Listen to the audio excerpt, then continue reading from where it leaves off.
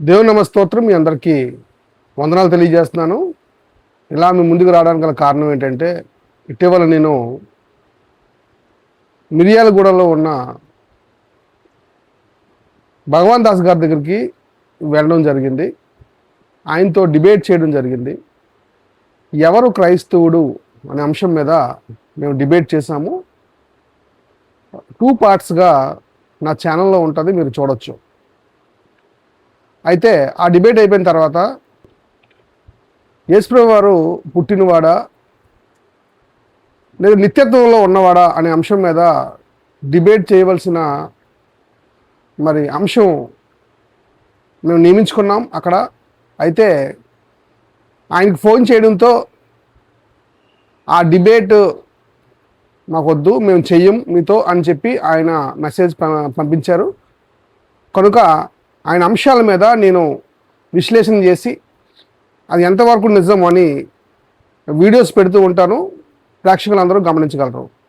ఆయన ఒక అంశాన్ని లేవనెత్తారు, అదేంటో మీకు చదివి వినిపిస్తాను. యోహాను పత్రిక 1 యోహాను పత్రిక 1వ అధ్యాయము మొదటి 2 వచనాలని ఆయన ప్రస్తావిస్తూ ఏమైనా మాట్లాడారో చదువుతూ నేను ఎక్స్ప్లెయిన్ చేస్తాను, జాగ్రత్తగా వినాలి. జీవవాక్యమును గూర్చినది అని ఇక్కడ యోహాను గారు తన పత్రికను సంఘానికి రాయడం జరుగుతుంది. అంటే జీవవాక్యానికి సంబంధించిన విషయాన్ని ఆయన ప్రస్తావిస్తున్నట్టుగా కనబడుతూ ఉంది. ఆది నుండి ఏది ఉండెనో అంటే సమయం లేనప్పుడు, కాలము లేనప్పుడు, మొదటి నుంచి ఏది ఉందో దానికోసం ఇక్కడ యోహాను గారు చెప్తున్నారు. ఆది నుండి ఏది ఉండెనో, మేమేది వింటిమో, కనులారా ఏది చూచితమో, ఏది నిదానించి కనుగొంటిమో, మా చేతులు దేనిని తాకి చూచెనో అది మీకు తెలియజేయుచున్నాము అని యోహాను గారు మొదలుపెట్టారు తన సాక్ష్యాన్ని. కనులారా చూశారట, ఆ జీవవాక్యాన్ని కనులారా చూశారట, తాకారట, అనుభవించారట. ఆ జీవము ప్రత్యక్షమాయను. జీవము అనే పదం రాయబడింది. జీవము అనే పదం ఎందుకు రాయబడింది? జీవం ఎవరికి ఉంటుంది? దేవుడికే ఉంటుంది జీవం. ఆ జీవం ప్రత్యక్షమాయను, తండ్రి యొద్ద నుండి మాకు ప్రత్యక్షమైన ఆ నిత్య జీవము. యేసుక్రీస్తుని మరొక పదం వాడాడు ఇక్కడ, ఏంటంటే నిత్య జీవము. ఆ నిత్య జీవము మేము చూచి ఆ జీవమును గూర్చి సాక్ష్యం ఇచ్చుచు దానిని మీకు తెలియపరచుచున్నాము అని యోహాను గారు చాలా క్లియర్గా చెప్పారు. వాక్యం అన్నాడు, జీవవాక్యం అన్నాడు, అది ఆది నుంచి ఉందన్నాడు. అలాగే జీవము, నిత్య జీవము అని పదాలు వాడాడు. ఈ పదాలు దేవుడికి తప్ప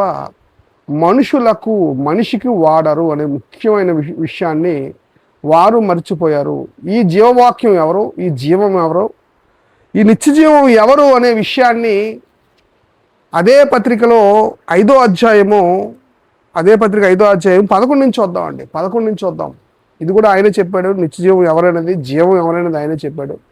ఆయన ఎవరో కాదు, దేవుని కుమారుడు అని ప్రస్తావించి ఆయన మాట్లాడుతున్నాడు. కానీ ఆయన మిస్ అయింది ఏంటో నేను ఈరోజు మీకు తెలియజేస్తాను. 11వ వచనం చూడండి. ఆ సాక్ష్యం ఏమనగా దేవుడు మనకు నిత్య జీవమును దయచేసెను. దేవుడు అట మనకి నిత్య జీవాన్ని దయచేసాడట. ఈ జీవము ఆయన కుమారుని యందున్నది.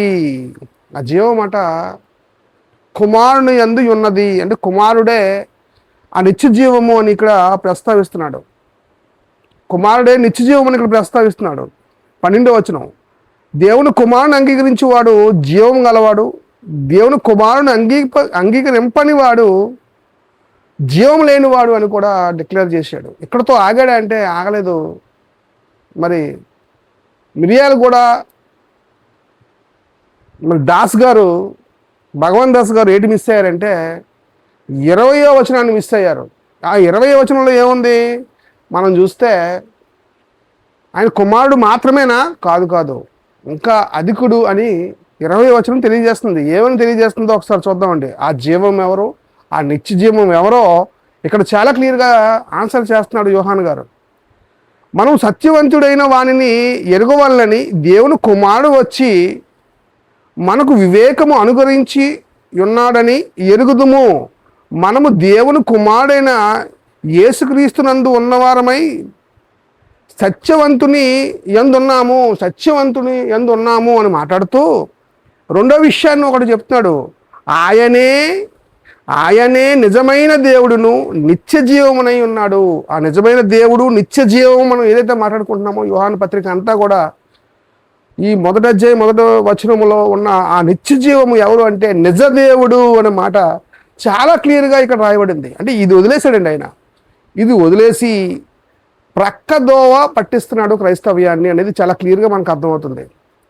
ఆ నిత్య జీవం కానివ్వండి, ఆ జీవం కానివ్వండి, ఆ జీవవాక్యం కానివ్వండి, ఏది అపోస్తులు తాకి చూచి ఆ ప్రత్యక్షతను చూశారో ఆయన ఎవరు అని చెప్తున్నారంటే ఆయనే నిజమైన దేవుడును నిత్య జీవమునై ఉన్నాడు. ఆ నిత్య జీవము నిజమైన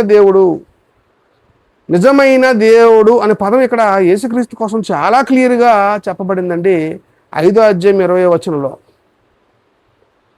కనుక నాతో డిబేట్ చేయలేక ఆయన తప్పించుకుంటున్నాడు అని చాలా క్లియర్గా మీకు తెలియజేస్తున్నాను. ఆయన చేస్తున్న ప్రతి ప్రసంగానికి నేను జవాబు ఇస్తాను ఈసారి. లేదండి మేము మీద డిబేట్ చేస్తామంటే నేను ఎప్పుడు కూడా డిబేట్కి రెడీగా ఉన్నాను. ఆ డిబేట్ అంశం ఏంటంటే యేసుక్రీస్తు ప్రభువారు పుట్టినవాడా లేదా ఆది నుంచి ఉన్నవాడా అనే విషయాన్ని, పుట్టుక లేనివాడా అనే విషయాన్ని అంశం మీద డిబేట్కి మరలా ఒకసారి నేను ఆయన్ని పిలుస్తున్నాను. వచ్చి తేల్చుకోండి. లేదా మీ వీడియోలన్నిటి మీద నేను కౌంటర్స్ వీడియో పెడతానని ఇందు మూలంగా తెలియజేస్తూ ఈ మాటలు ముగిస్తున్నాను. Thank you.